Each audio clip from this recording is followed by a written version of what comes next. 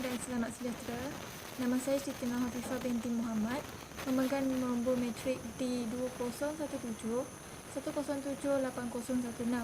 Hari ini saya akan membentangkan proposal projek tahun akhir saya.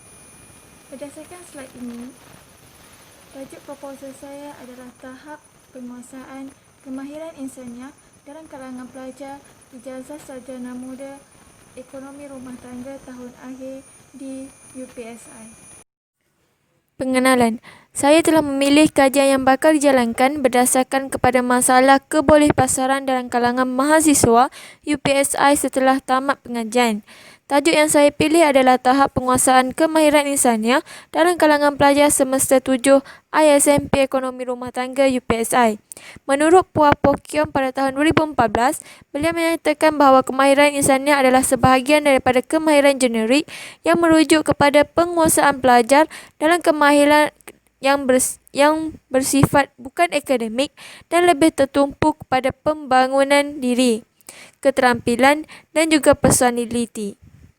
Kementerian Pengajian Tinggi KPT pada tahun 2006 telah menggariskan 7 kemahiran insaniah yang perlu diterapkan oleh institusi pengajian tinggi di Malaysia untuk memastikan bakal graduan memiliki keterampilan dan mampu berdaya saing di peringkat global.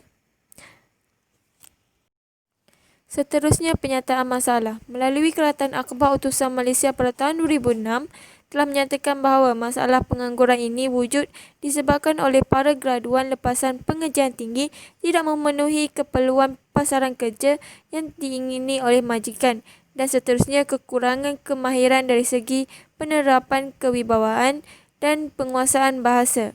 Seterusnya, melalui bernama pada tahun 2007, Kementerian Pengajian Tinggi telah menyatakan bahawa graduan universiti tidak diambil bekerja di sektor yang ditawarkan adalah disebabkan oleh kegagalan graduan memiliki kemahiran insaniah.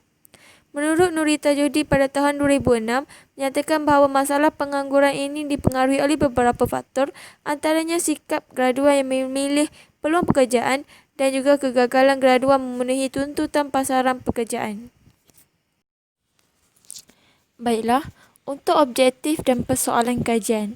Objektif kajian yang pertama adalah mengenal pasti tahap penguasaan kemahiran insaniah dalam kalangan pelajar tahun akhir ISMP Ekonomi Rumah Tangga UPSI, dan persoalannya, apakah tahap penguasaan kemahiran insaniah dalam kalangan pelajar tahun akhir ISMP Ekonomi Rumah Tangga UPSI.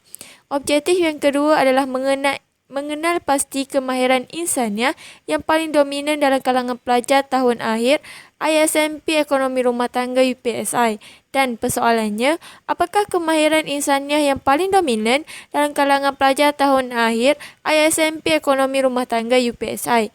Dan objektif yang ketiga adalah mengenal pasti kaedah pengajaran dan pembelajaran yang berupaya menerapkan kemahiran insaniah dalam kalangan pelajar tahun akhir ISMP Ekonomi Rumah Tangga UPSI.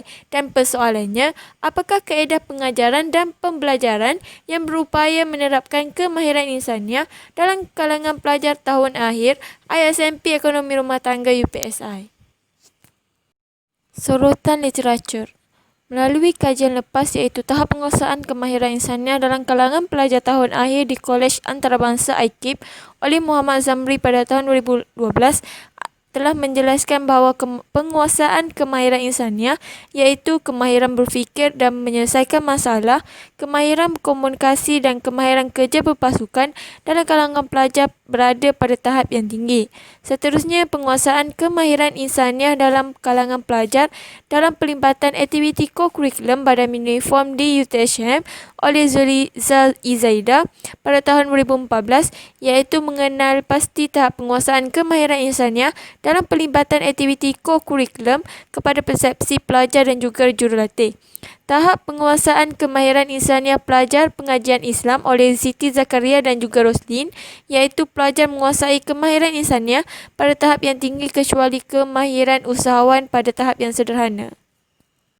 Metodologi kajian. Kajian yang dijalankan adalah kajian kuantitatif, iaitu reka bentuk kajiannya adalah berbentuk deskriptif di mana bentuk kajian adalah berupa kajian tinjauan.